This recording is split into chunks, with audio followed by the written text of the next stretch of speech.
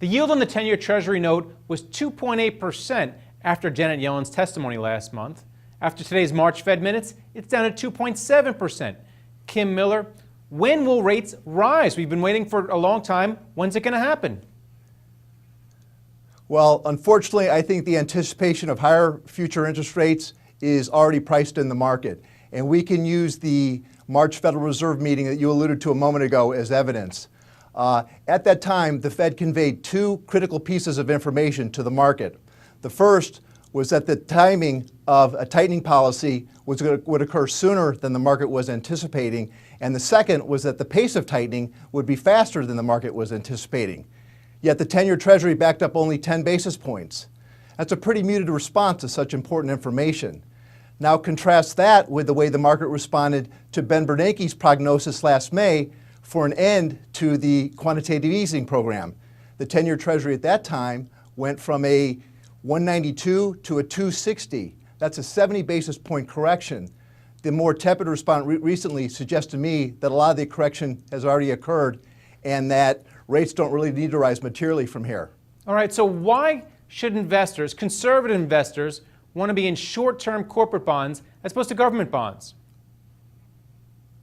Primarily because they want to pick up the incremental yield without underwriting a lot of additional price volatility. And for example, let's just use the 2-year Treasury, which is currently yielding 40 basis points. Alternatively, an investor could buy an investment-grade corporate bond with a similar maturity that would yield between 80 or 90 basis points.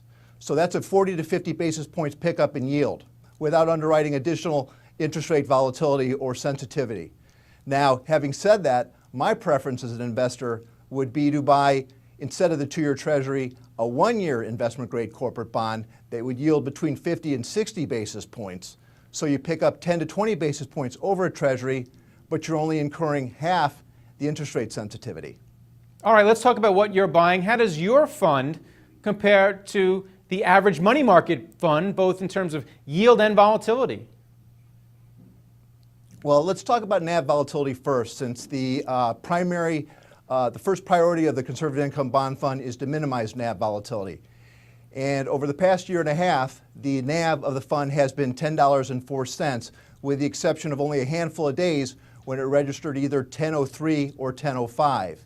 So it is a little more volatile than a money market fund, which offers a stable NAV, but not by a lot.